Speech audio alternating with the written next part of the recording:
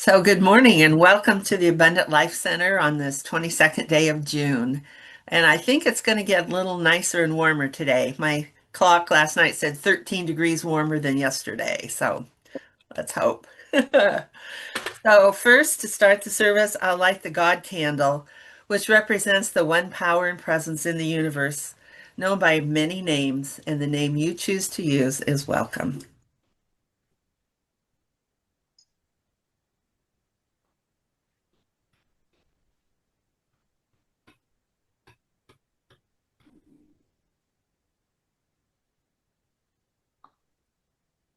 Okay, so we'll start our service today by sharing our values. Our values. We show up and act with gentle honesty and authenticity, vulnerability, caring, and trust, open and welcoming hearts, attentive listening to and respect for one another, an intention to connect with the divine, a dedication to community, and a commitment to grow through spiritual practice and service. And our opening song today is Open Your Soul.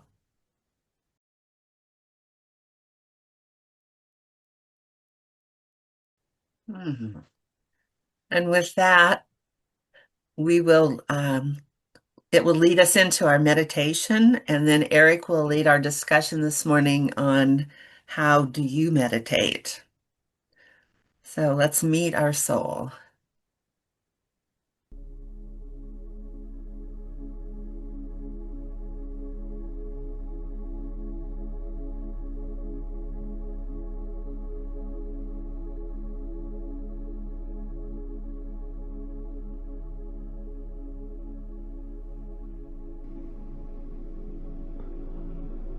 Take a deep breath in and slowly exhale. Allow your eyes to gently close or soften your gaze. Begin to settle into this moment. Let your body grow heavy and relaxed, supported fully by the earth beneath you.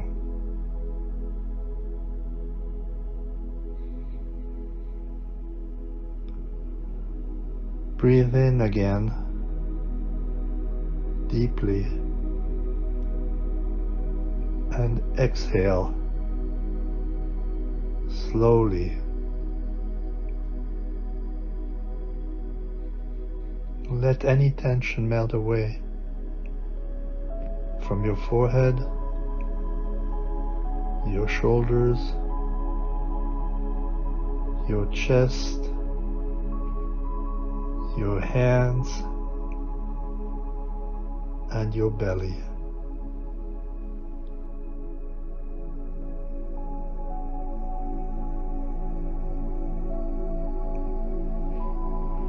Now, bring your attention to the space within you,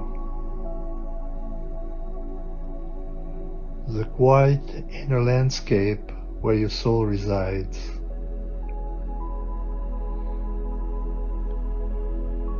With every breath, you're journeying inward, traveling deeper into yourself. Not to change anything, but to remember what is already true.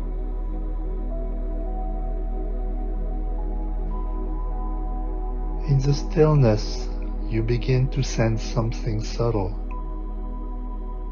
a presence,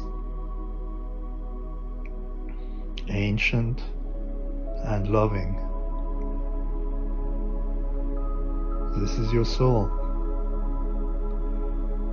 the eternal part of you, untouched by time, unafraid, unburdened by the stories of your life.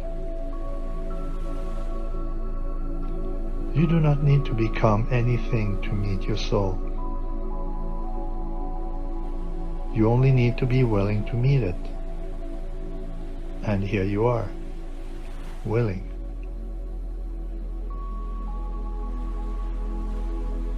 Visualize yourself entering a quiet space, a sanctuary made of light. Everything here is soft, calm, and safe. And there, in the center of this space, you sense your soul waiting for you. Not as a stranger, but as your oldest friend.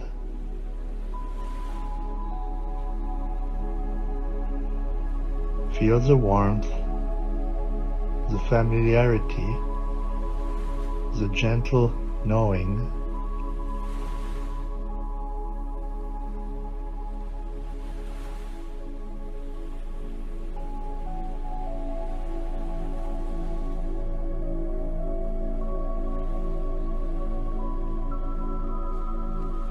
Ask it silently. What would you have me remember today? Then listen.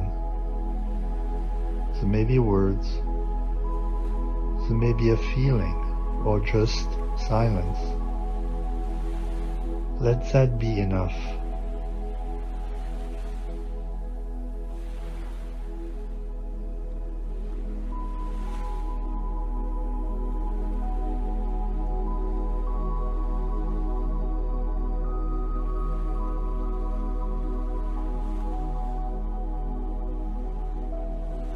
Now ask your soul, what do you want me to release?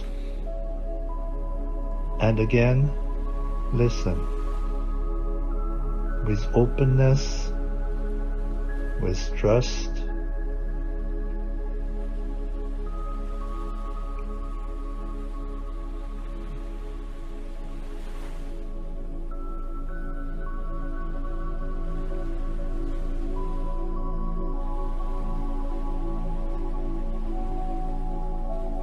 and now ask one final question. What do you most want me to know right now? Receive the answer, not through your mind, but through your heart.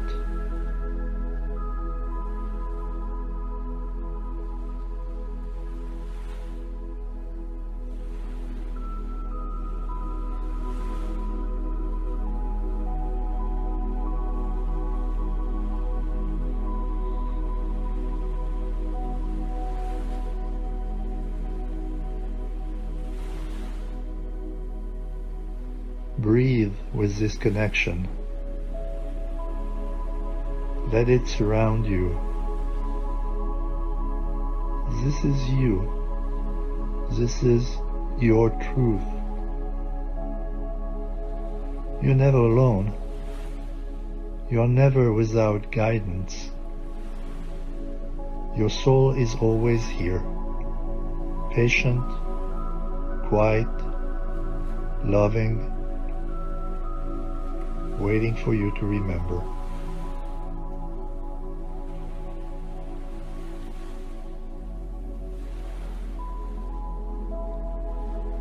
Take another breath and gently begin to return back to your body, back to the space around you, carrying with you this sense of calm, this inner companionship.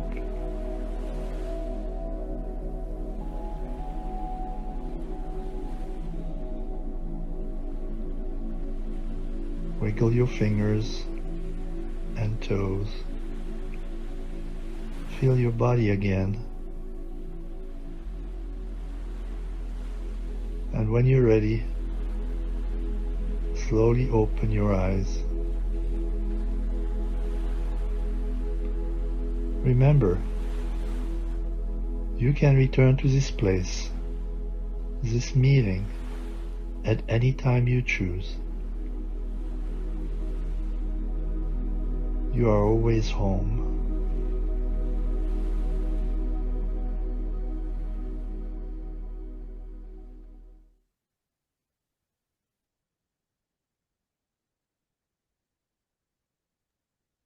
Thank you, Eric.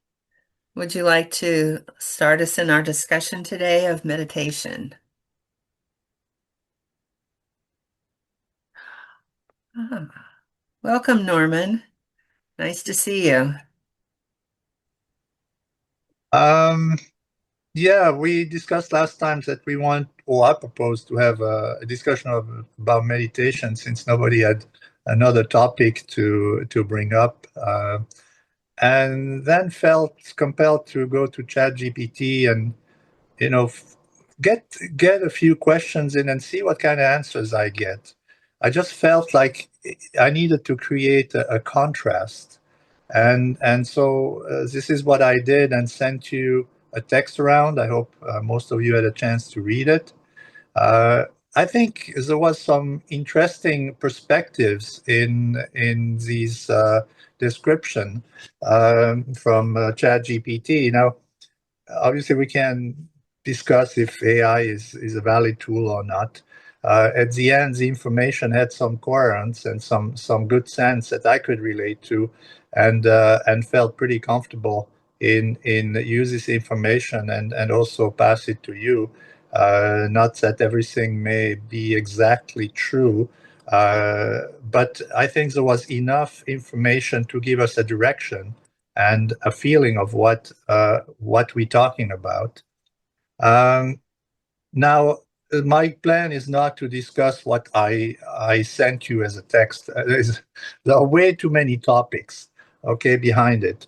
My motivation really was to for you to grasp the importance of meditation in terms of a daily activity, in terms of turning internally and understanding where this can lead you, what is the value of the meditation, where it fits in into this dichotomy, duality between mind and or between this 3D reality and really all what we are beyond just this 3D reality. To introduce a topic of meditation. I think the idea is really to discuss a little bit your experience with meditation, how it feels, what you do, how you can relate to what I sent you, if it helps you in any way. Um, that's more the discussion topic. I did put together, though, a brief summary or takeaway uh, of the text that I sent you, and this is how I put it together. So very briefly, how I understand it from these texts, from a religion side and from a spirituality side. Religion is rather ego-driven and static, while the soul is more, while the spirituality is more soul-driven and fluid. Religions tend to pick up a fight, protects, and seeks control, while spiritually oriented people rather surrender, trust, and seek peace. Religion tends to focus on lower frequency vibrations like shame, fear, judgment, sins, while spirituality tends to focus on higher frequency vibration, love, compassion, and forgiveness. Not that these are things that religion doesn't talk about, but they're more emphasizing on judgment, fears, shame, sins. Then religion reaches the external physical world from a stronger tendency through prayer, hope, and lack. It's more of an actor, where spirituality reaches the internal world. Really, all there is through meditation, surrender, and fullness as the observer. Religion tends to form communities with common beliefs and goals. Spirituality tends to focus on self, working towards ascension and betterment with intentions. And religion tends to personify spiritual energy in duality, while spirituality tends to unify spiritual energies in oneness. This is what I summarize roughly the text that I sent you.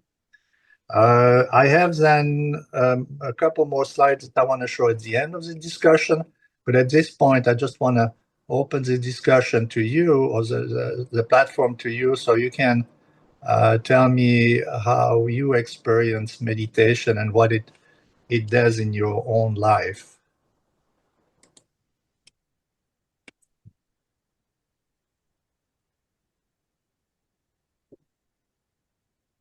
Who would like to share first? Well, Maybe I'll share go that ahead. I've tried meditation classes over the years, and I either fall asleep or my monkey mind starts telling me all the things I should have been doing.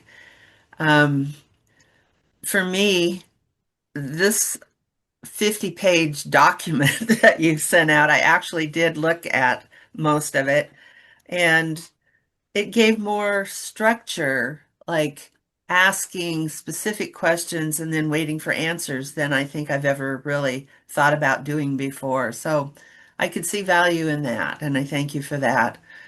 For me, most of my answers come when I'm in the shower and the water's washing away the dirt, and my brain is open up to new ideas, and answers seem to come easily then, or when I'm walking and not listening to anybody or anything. But thank you for all the food for thought that you sent to us, Eric. Oh, you're welcome. It wasn't only for you; it was also for me. So it was a benefit to me as well.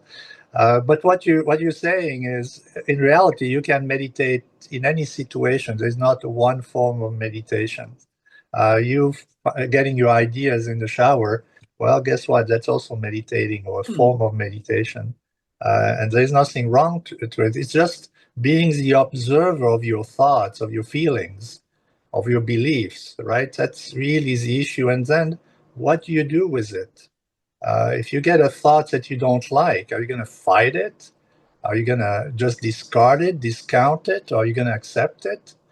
That's a question that you need to ask yourself when these thoughts appear, because the source of the thought, the origin, is actually what's important. And this shows too in the differentiation of who was the initiator of this thought, or at least a chance of, right? If it's your ego, you know, okay, well, it's my ego. Am I going to do something with it or not?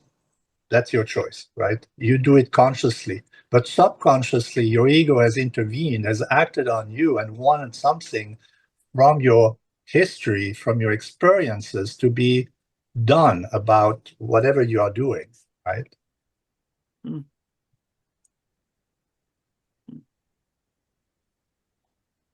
Hmm. Anybody else? Well, I'm Well, kind of like Cheryl. I generally fall asleep during meditation. And I've tried purposeful meditation in a traditional way. And maybe I'm trying too hard, or my monkey mind is saying, this is meditation. Why isn't anything coming?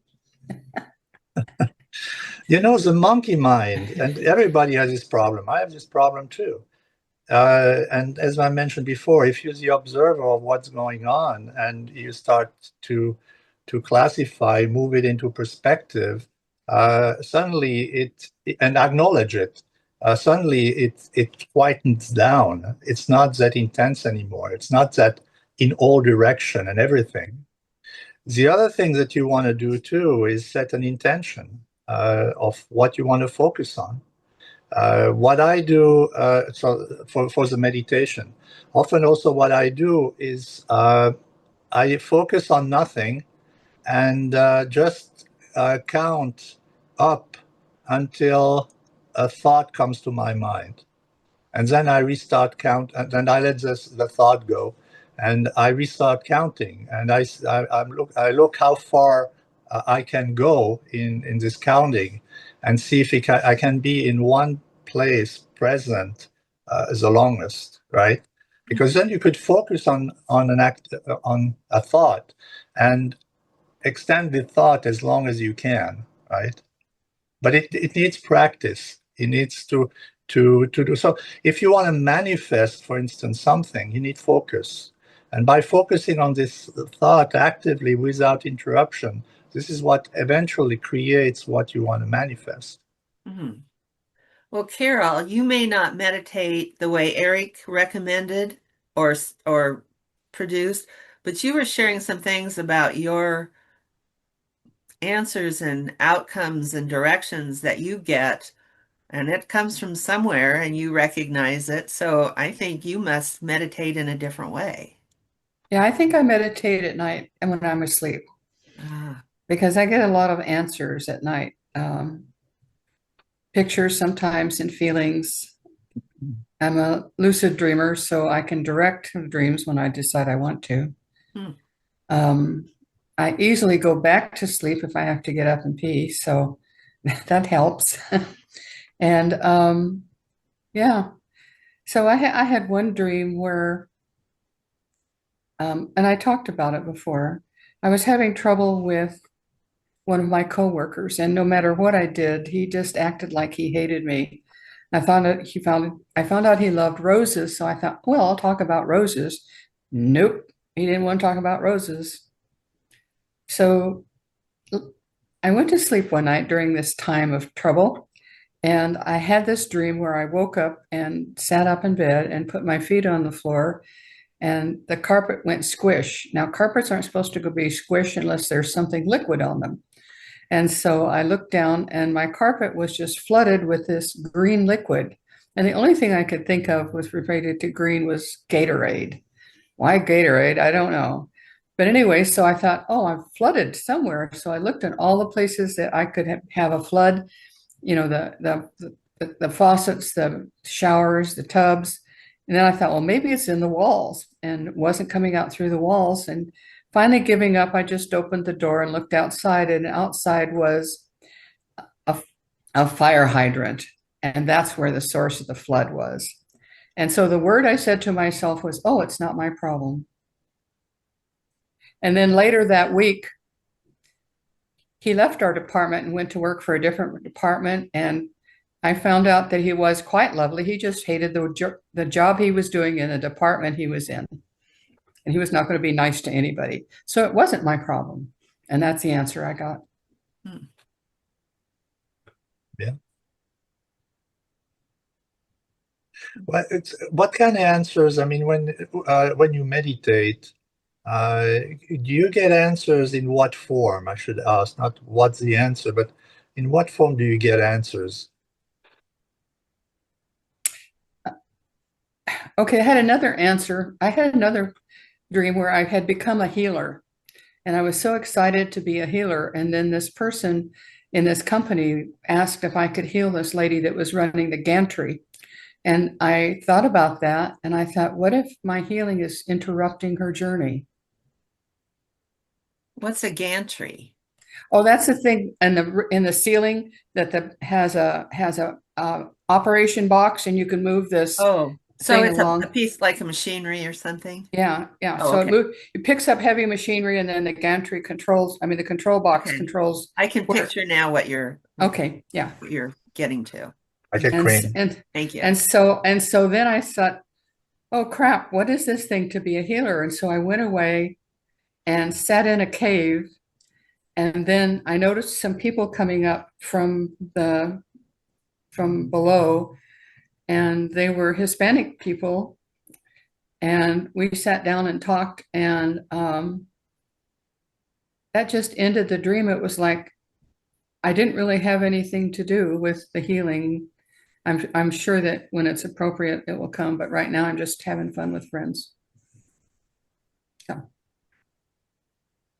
Hmm. And it comes through as a thought most of the time. When you dream or when you meditate? When I dream, I don't really meditate unless what I do at night is meditating. It would be more dreaming, right? But you know, I mean, we've done some meditations before, and Cindy had always very elaborate visions in these meditations. I often get either auditory response, or some colors. sometimes I get forms. It can be a person. It can be I even got like a drape that was just floating but was talking, right? So you get these kind of situations. Sometimes they're just amazing colors. Like just in the meditations that we had now, there was suddenly a spiral of light, an intense light in front of me. How I interpret it would be now to think about it, but uh, this is just what appeared at the time of the meditation.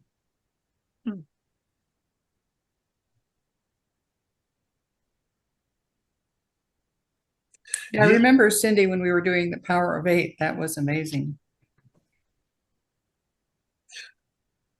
Well, of course, this is all really interesting to me, and I'm finding what's a huge issue in my whole life is trust, and I find it challenging, and I get actually very skeptical, like where do the voices in or pictures, lots of pictures, visions in my head or other people's head, where do they come from? And I think that that's partly where my Christianity helped me in a way to trust it because the people around me were, oh, that was from the Lord. That was the Holy Spirit gave you that vision. And it was very encouraging that people thought that somehow I didn't know how it worked, but that the pictures I saw and the words that came or it helped me a lot to have so much well, you hear from God. And now I don't have that such a strong reference point, and I have a lot of doubt coming out of that religion. And so well, bringing this all around to meditation, uh, uh, I have a really hard time meditating.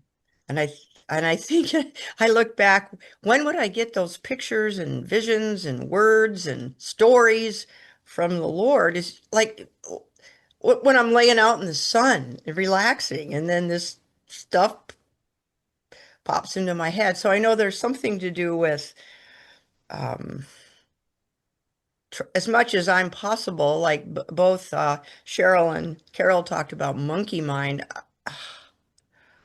I am such a strong head person as far as like the Enneagram talks about your head, your heart, your gut, your body wisdom. And I'm like, oh man, I got to get in touch with those other places. But so I guess my big point is right now I'm in a place where I get really skeptical of where wisdom comes from. And and I don't know what's actual, what's true. And I know it has something to do with is it loving? I really liked your 42-page thing. I read it all, and I think it's because I'm a head person, information is just information is so valuable, and yet I disregard sometimes what's intuitive or what's heartfelt. So um I'm just Well, kind of I in have a question, Cindy, okay. because this, when you're on your motorcycle and you're riding through a beautiful area, how do you feel? Oh, I love that. Yeah, I love it. And that's heart. That's That's not probably why head. that's probably why I ended up liking motorcycles, which was so atypical of my thinking, like what would be a good idea? Get on a big old motorcycle and go 100 miles an hour. No, I don't go that fast. But oh yeah, well, thank you. And sometimes there were times on our trips where we're just riding along and it's just so beautiful and fun And I would ask whatever this source is, would you give me a little picture vision for each of us on this ride? And boom, boom, boom. It was just putting that all together was really fun. But I have to be alert too, of course. Yeah. A couple of things about what you were saying. Um, with regard to what comes, uh, just let it come through. You don't need to address it or interpret it at the time where it comes. Just let it come through. Like you're a sensor and collect all this information into your memory, right? Just let it come through. At the end of the meditation, you can start to try to make some sense and logic about it. But there's no need to do that while you meditate. Just let it come through, even the monkey mind. If it's something that is concerning you, that you say, oh, this is not a good thought, you just let it go. You say, okay, go away. It's not important. But what you can also do in your meditation is address a particular energy. It can be Jesus, it can be God, it can be an archangel, it can be a past relative. These energy, you have to realize that everything is energy and vibration. These vibrations are still here. It's just that you cannot perceive them with your physical system, right? Your system physically cannot perceive that because it does not how these are the limitations, the bandwidth of your system that does not allow to receive this information. But when you go inside and you open up, okay, and you address yourself to one particular person, you can have a conversation. I mean, truly. And you just got to trust it that this is what it is. And yes, there are negative energies that can hijack the conversation. But also, what my experience is, this comes less and less the higher your own vibration is. The higher vibration, negative entities don't live in a high vibration environment. They live in a lower vibration environment. So if somebody who is hateful and shameful and you name it, they will have totally different meditation experiences. They will attract a whole lot of other energies into their experience. Hmm.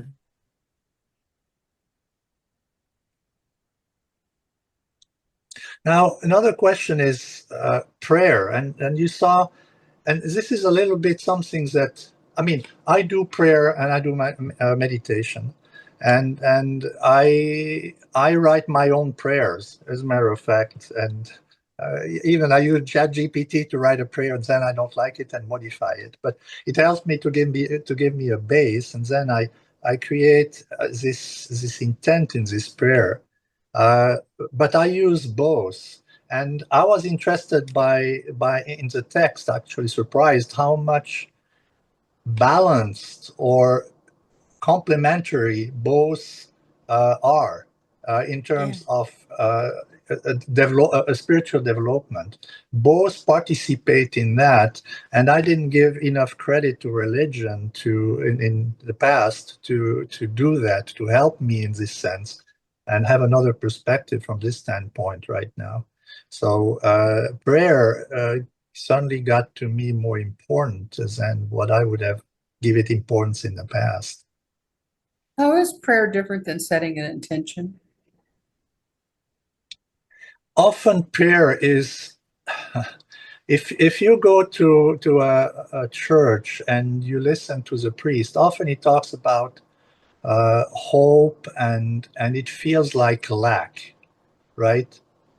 There's something that is missing, so you want it. Well, if it's missing, manifestation law says that it's still going to be missing tomorrow, and so on. The reality is that everything that you want is already there in potential, not in manifested, but in potential.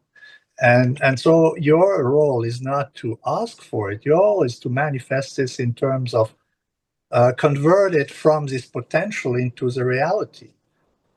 Okay, so the prayer, as we often understand it, is this lack, this demand, this hope, this desire that is not there. Well, I can say that long, long, long ago when I first got into New Thought and I was thinking about manifestation, and I have a background in science a little bit anyway.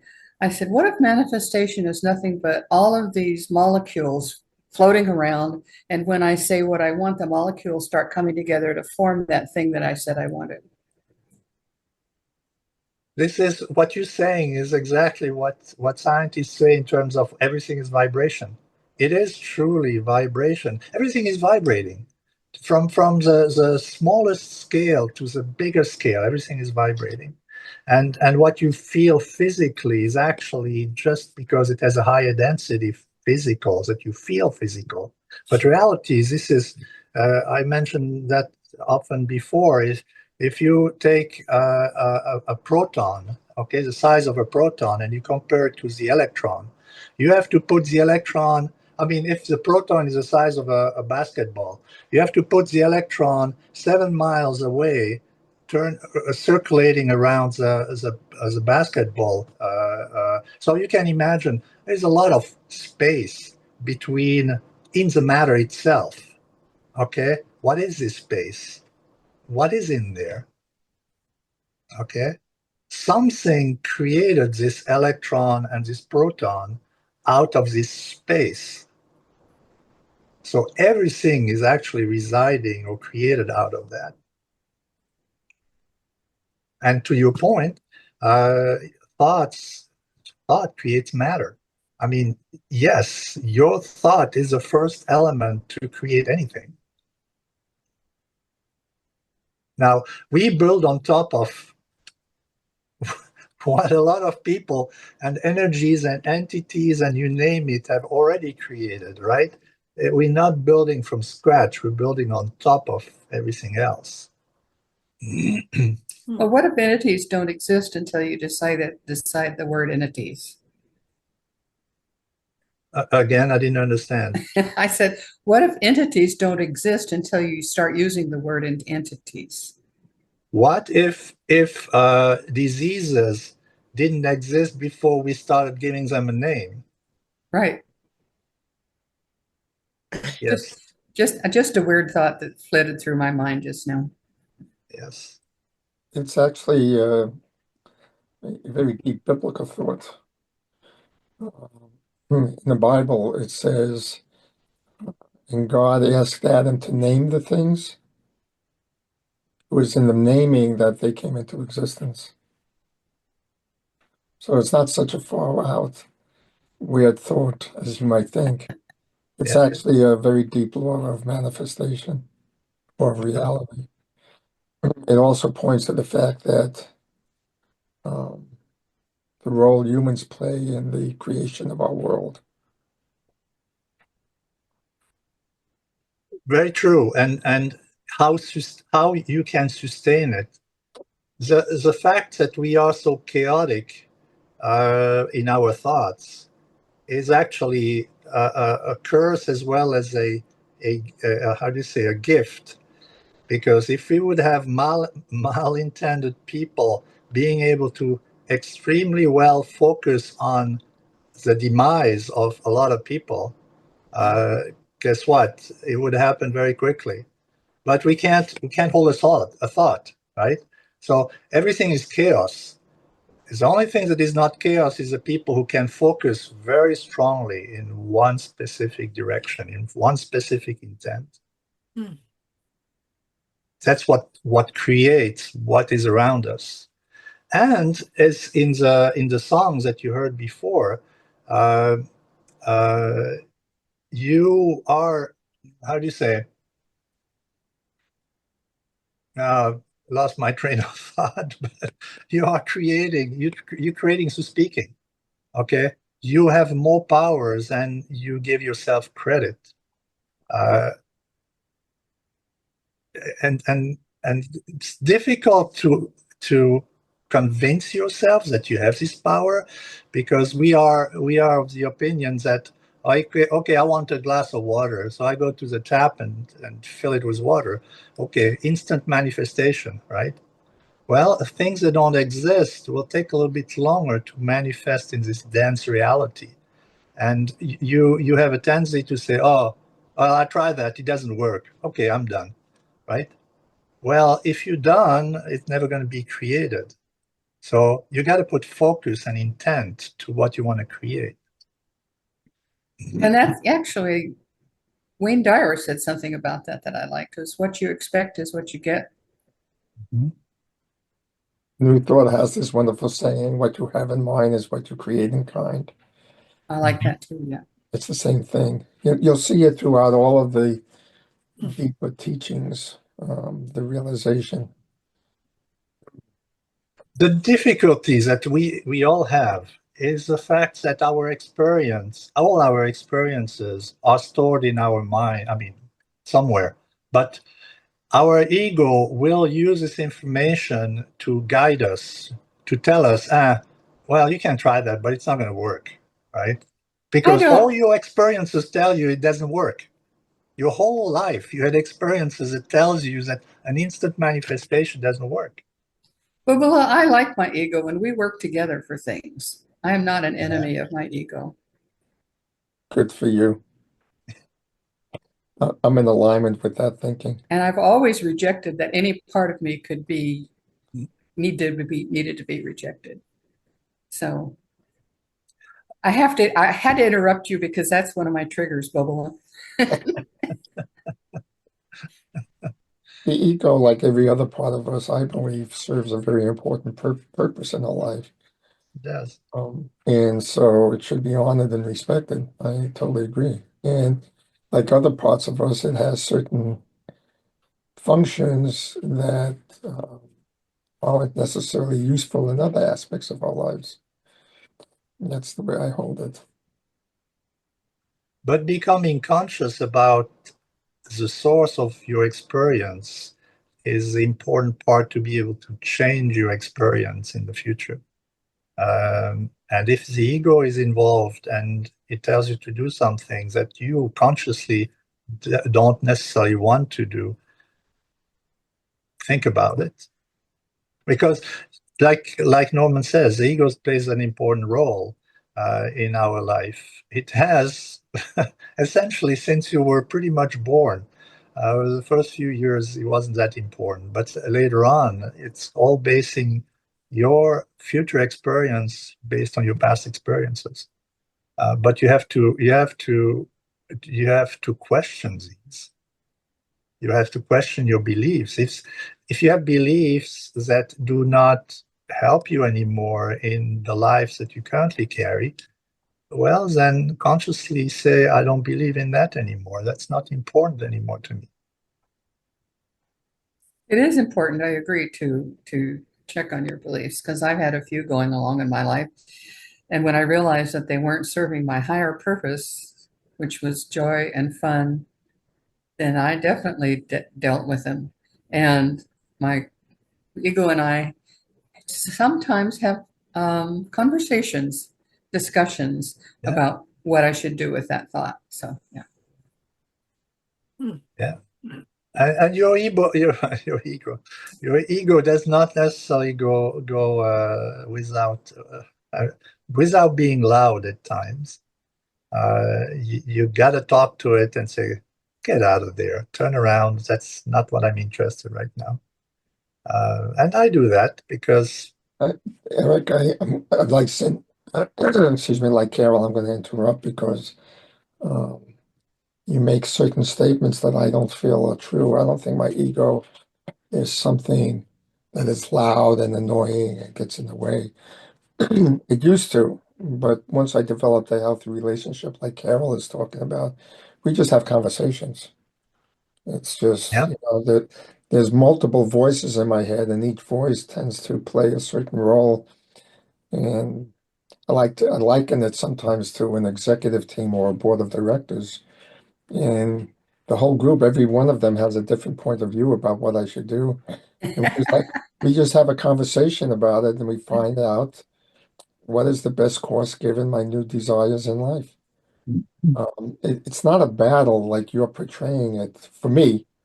And so when you use the words you, your ego, it's like, whoa, wait a minute, not me. So I just want to kind of Well, I want to briefly talk about your soul. Okay, your soul has a role too, and often in our experience of life, we don't pay much attention to the soul. The soul is not loud; it's just there, and it has signed up for an experience on this three-dimensional plane. And the soul in itself is an energy that is forever. It doesn't go away. You have new lives. Your soul is there again, and it grows in the process towards a higher level of vibration over into other dimension over time as it reincarnates over and over again. Uh, in my opinion, and this is my opinion, you can't have two masters. You can have either the soul as a master or the ego as a master. Now, it doesn't mean that the ego is not there. It's just that it's not the master anymore. And I personally have been working towards making my soul the master and respecting the soul as the guidance for what I believe, I want to do, and so on. And I have to say, the ego does not go silently.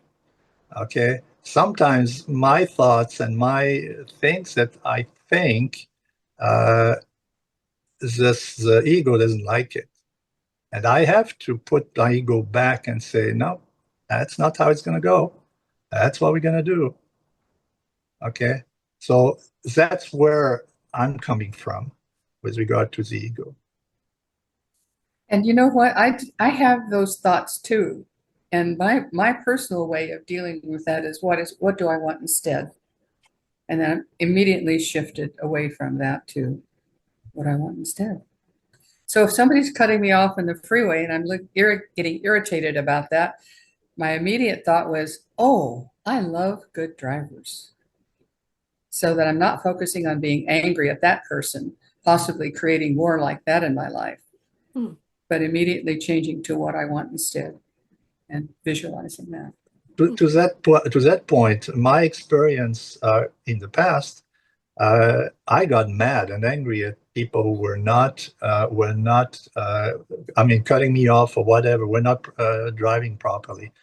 But this, I realized eventually, was an acquired learning, an acquired behavior from my father.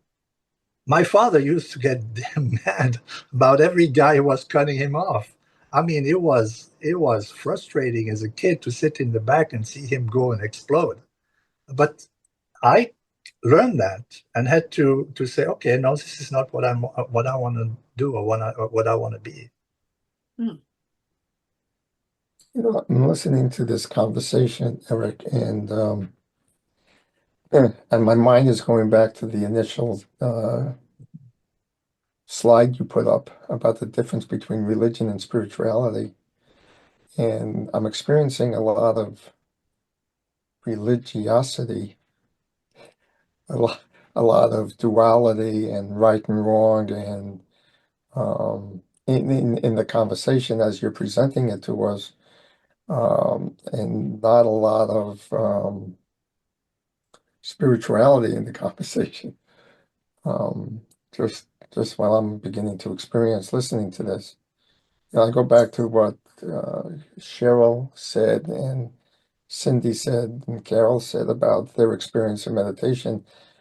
I think Cindy, when you're when you're riding your motorcycle and you're in that open-hearted space and you're just allowing the world in, or Cheryl, when you're in the shower and you're just washing the dirt off, you're meditating. I think we get confused with meditation being a practice instead of an experience. But meditation for me has evolved into, and I used to have the same exact problems of counting my breath and staying with my breath. Oh, I'm not doing it right. I'm losing my breath. And it gets into all the mind chatter or counting numbers or counting sheep or doing any methodology. I found was very difficult, and I was never getting it. But when I learned to just shift my state of being, which is what you do, Cindy, when you're riding on your motorcycle, you're just in a different state of being. And that's meditation. Hmm.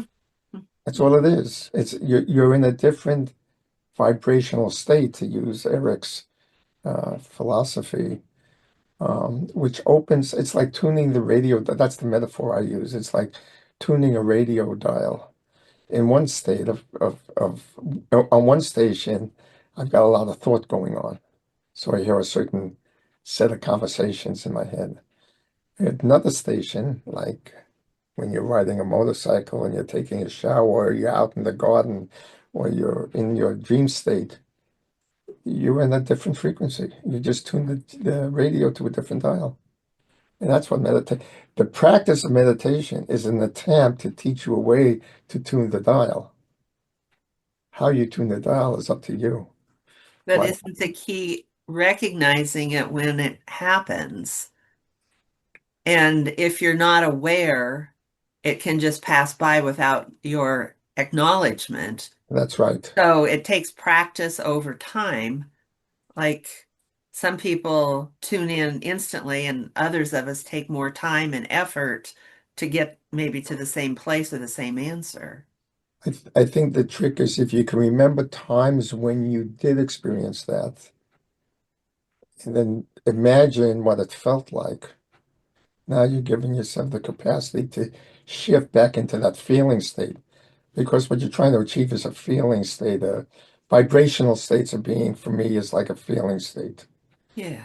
Think Well, of when how you the were body, referring to Cindy's bike riding and her heart opening, this sounds so basic, but I think I get that when I pick blueberries. absolutely, I'm absolutely. out in the nature, it's quiet, I'm focused, I'm not thinking about anything but which berry I'm going to put in the bucket, and I find I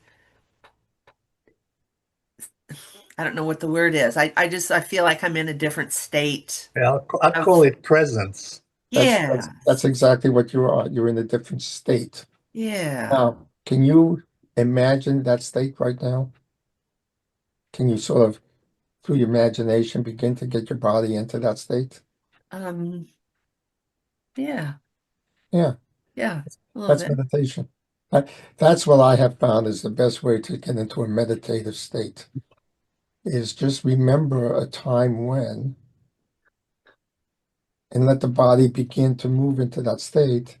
It may only last for a few seconds initially, then you'll come out of it, then you go back into it, and then you come out, and then go back. The more you practice it, the more you're able to get into that meditative state. I think meditation is a practice to get you into a meditative state, and everybody's going to find a different way into it. But it takes practice, It no does take matter what, practice. how you do it. It does take practice. It's like But a muscle. that's one form, right? I mean, you can go into meditated state to get answers too. Ask Well, specific questions now and you're get answers. talking about why go into the meditative state. Some people go into a meditative state just to release stress, just to relax the body. True. Some people go into meditative states to get answers to questions they have, like lucid dreaming. Or some people go into meditative states to set an intention to start the process of manifestation. So there are different reasons to go into meditative states. Um, but the first step is to get into the meditative state. And then the question is, what do you want to do with it while you're there? I just thinking about babies when they first start exploring their space, and they said, and they've got toys hanging in the seat from parents that provide little hanging things, and they're just moving around, and all of a sudden they accidentally hit this thing, and oh my gosh, look at that. And so sometimes maybe when we are learning this state, we're just messing around with our blueberries, and all of a sudden realize this, subconsciously maybe even, that this is a great way to feel, and then you have it a couple more times in these different places where you have this great way to feel. And suddenly you realize that maybe I could have this great way to feel anytime I want it. That's the secret to it. It's the Well, feeling wasn't state that that you're looking for. Buddhist book, Chop Wood, Carry Water, something about that, about the daily activities of being meditative when you repeat something? It's been a long time. I've forgotten. Yeah, Cindy always says that, chop wood and carry water. Yeah, Book? before ascension, you chop wood, you carry water. After ascension, you chop wood, carry water. Okay. Okay. Or pick berries. Yeah, Or ride a motorcycle or yeah. But one thing that I hope you realize is that going inside of you, internally, you have actually the universe in front of you. Okay, everything is there. All possibilities, all vibration, all energies are there. It's only up to you to pick it, to the analogy of the dial. Dial to what you want to experience. There's not one meditation. Technique, I should say. What is important is the ability to go inside and have this experience. Mhm. And I would say that 99% of the people, or maybe 90% of the people in the world, they don't get it. They have no clue how powerful they are and what's inside of them. Yeah. Yeah. I don't know I, if they don't get it. Go ahead, Elaine, I'll wait.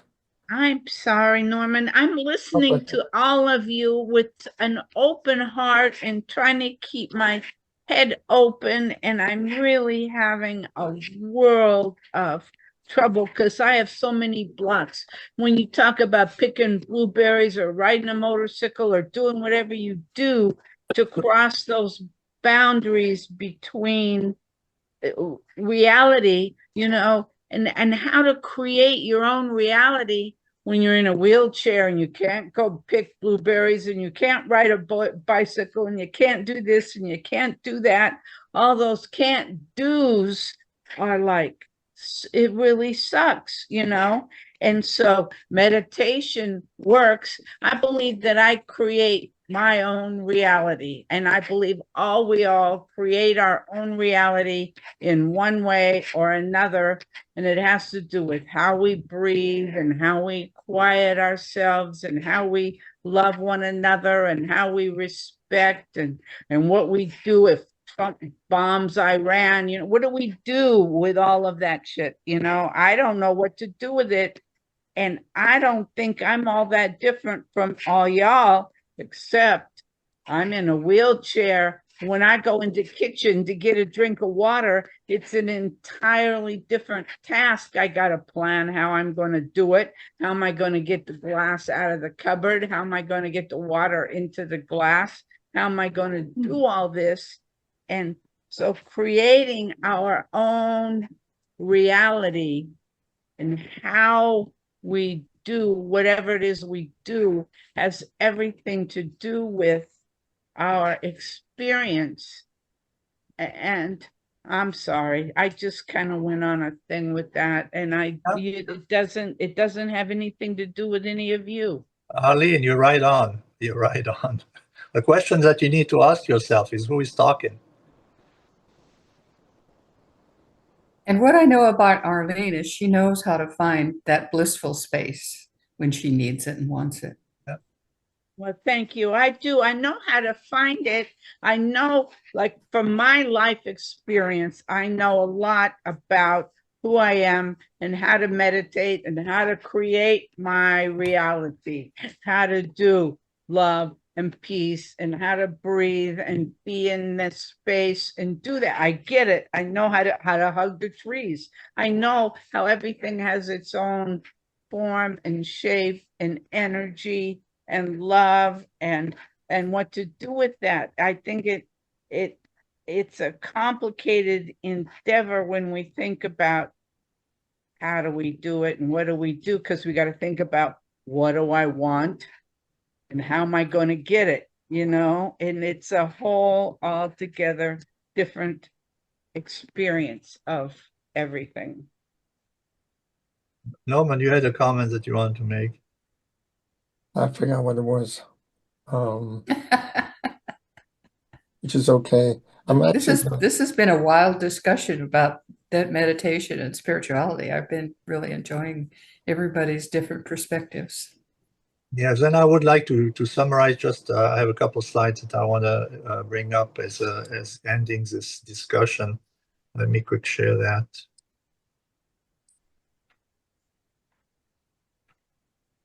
In summary, I put title practice, practice, practice. I think to get into the mode of this presence that we were talking about before, it doesn't happen automatically. You have to make an effort at the beginning until it becomes natural. This is why I'm saying practice, practice, practice.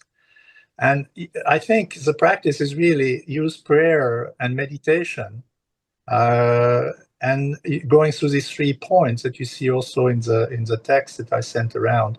Visualize, essentially with your being, not only with your eyes, with your being. Visualize, internalize, make it yours. It is already yours. It's in your heart. Okay, and then anchor it. Anchor it in the ground, into earth, into the environment, to move you towards action. So these 3 points are important in your practice. Learn to discern the origin of the energies. All of us are given the Oops. sorry. Learn to discern the origin of the energies in your body, mind, thoughts, and feelings. So really pay attention where stuff comes from. Your thought comes from your monkey mind. What is it? Who is talking? And this can switch into, in split seconds from one to the other. But as you get more conscious about it and you know where to put it, you can also more consciously act instead of react. The other things that you can do is consider triggers as a divine gift to encourage you to you releasing stuck trauma and beliefs.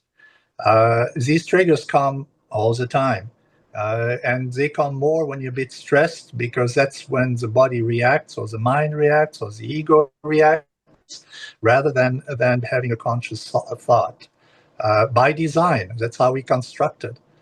But you can also recognize what they are and essentially integrate them differently. The other things that I encourage you is to learn, and seek to experience what you learn. Learning just for the purpose of learning is useless, because that's not what we're here for. We learn to experience. So if you learn something, experience it, or decide to not deal with it and say, okay, this was interesting, but I'm not going to deal with it. It's not for me. But otherwise, look for the experience. You get much more out of it. Then that's my pet peeve. Consciously choose your master. If it's ego, that's fine. No problem. I don't have a problem with it. If it's a soul, that's fine. But in all cases, surrender. You are not the master of your path. Your soul is. And he will, one way or another, always tell you if you're on the right path or not. If it's gentle at times, that's fine. If it's not, you can have a near-death experience or something else. How do you say, a medical condition that is actually initiated spiritually just for you to slow down and experience. Okay, be conscious that these things are bigger than you are. And to reach the soul, my only understanding of the way to reach the soul is through meditation. This is why, is prayer? No, not necessarily, but going inside and talking, having a dialogue with your soul is what's going to take you there. And I want to remind you just this first page of the Course of Miracles.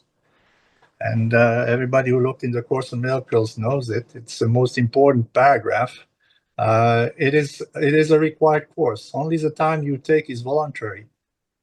Free will does not mean that you can establish the curriculum. It means only that you can elect what you want to take at a given time. The course does not aim at teaching the meaning of love, for this is beyond what can be taught. It does aim, however, at removing the blocks to the awareness of love's presence, which is your natural inheritance. The opposite of love is fear, but what is all-encompassing cannot have opposite. So also fear is love, because love is everywhere and everything. It's just that we kind of degrade it into fear, right? The core can therefore be summed up very simply in this way. Nothing real can be threatened. Nothing unreal exists. Herein lies the peace of God. And so you can, we have infinity.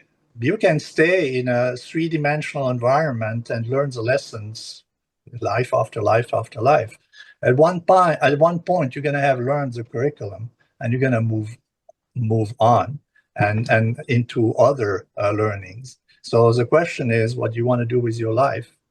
Okay, who do you want to listen? If it's your ego, keep doing that. Just that you're going to redo what you have already done over and over again until you get the message and you focus on what you're here for, which is truly transform your experiences into this conscious experience rather than a subconscious experience. I put a reference here, soul-related references that I like. There's one teacher, Maharishi Priti, who talks a lot about the soul and how to interact with the soul.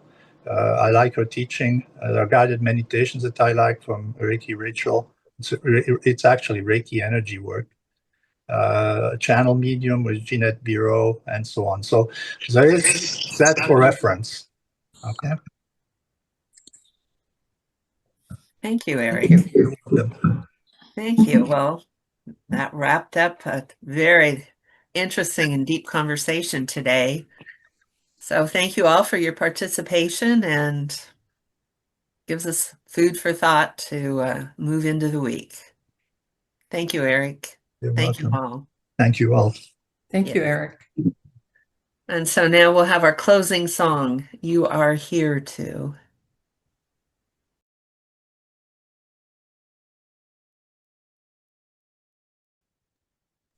Oop. Oh, I like that. Yes, that was beautiful, Eric. Those songs today are lovely. Very meaningful. Thank you. They go with my subject of soul. So. Yes, yes. So let's close this portion and say hi to Robbie. Haven't seen him since he was a puppy. So let's greet each other with namaste. Namaste. Namaste. Namaste. Namaste. Namaste. Namaste. Namaste. Okay. So thank you all again for your contribution to the service today. And I just want to remind everyone that we are an independent New Thought spiritual community who's self-sufficient and self-supporting. So all contributions and gifts are welcome, and we'll send out an email with the options if you'd care to donate to our community for our further work. So